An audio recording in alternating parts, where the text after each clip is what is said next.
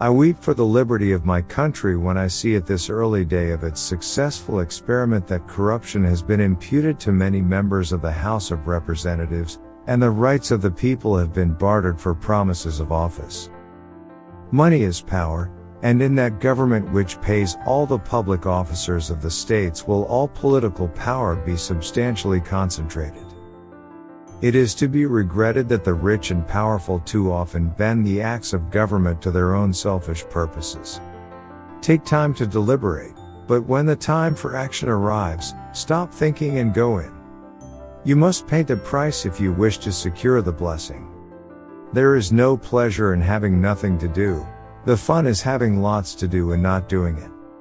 Democracy shows not only its power in reforming governments, but in regenerating a race of men, and this is the greatest blessing of free governments. To the victors belong the spoils. The brave man inattentive to his duty is worth little more to his country than the coward who deserts in the hour of danger. There are no necessary evils in government. Its evils exist only in its abuses. Heaven will be no heaven to me if I do not meet my wife there. No one need think that the world can be ruled without blood.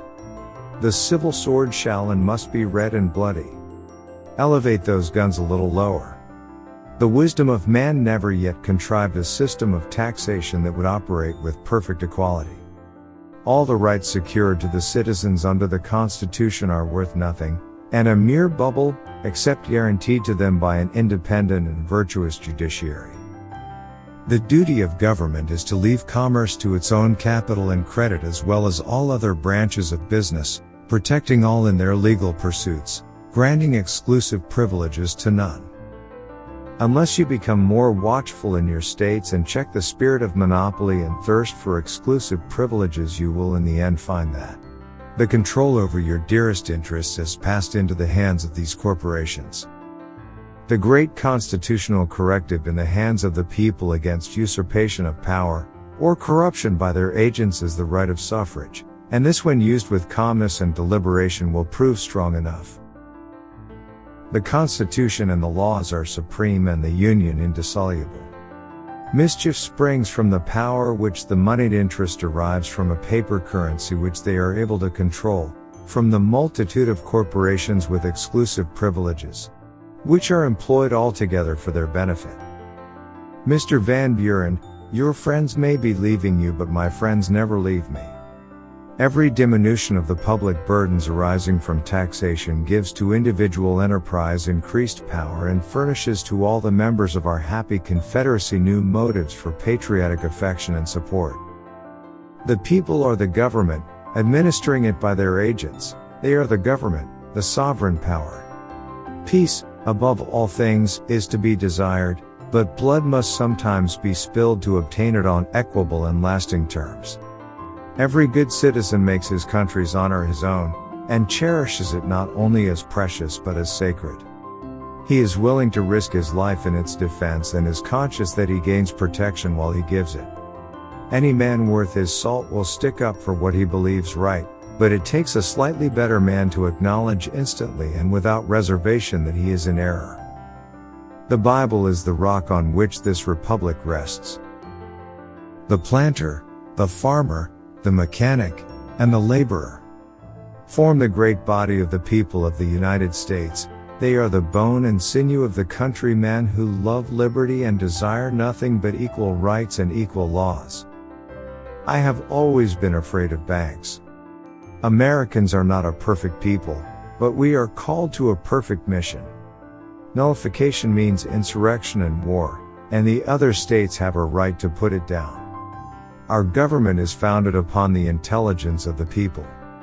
I for one do not despair of the Republic. I have great confidence in the virtue of the great majority of the people, and I cannot fear the result. As long as our government is administered for the good of the people, and is regulated by their will, as long as it secures to us the rights of persons and of property, liberty of conscience and of the press, it will be worth defending. It was settled by the Constitution, the laws, and the whole practice of the government that the entire executive power is vested in the President of the United States. I feel in the depths of my soul that it is the highest, most sacred, and most irreversible part of my obligation to preserve the union of these states, although it may cost me my life. I've got big shoes to fill. This is my chance to do something. I have to seize the moment. War is a blessing compared with national degradation. Disunion by force is treason.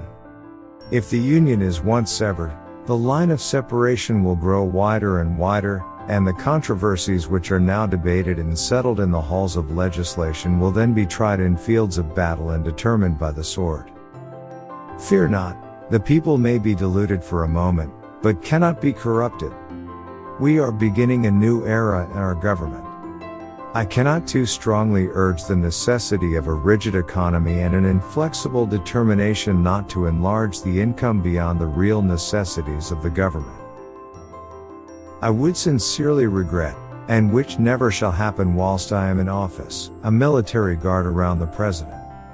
The safety of the republic being the supreme law, and Texas having offered us the key to the safety of our country from all foreign intrigues and diplomacy, I say accept the key.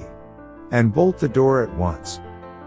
There is nothing that I shudder at more than the idea of a separation of the Union. Should such an event ever happen, which I fervently pray God to avert, from that date I view our liberty gone. I am a senator against my wishes and feelings, which I regret more than any other of my life. In England the judges should have independence to protect the people against the crown. Here the judges should not be independent of the people, but be appointed for not more than 7 years. The people would always re-elect the good judges.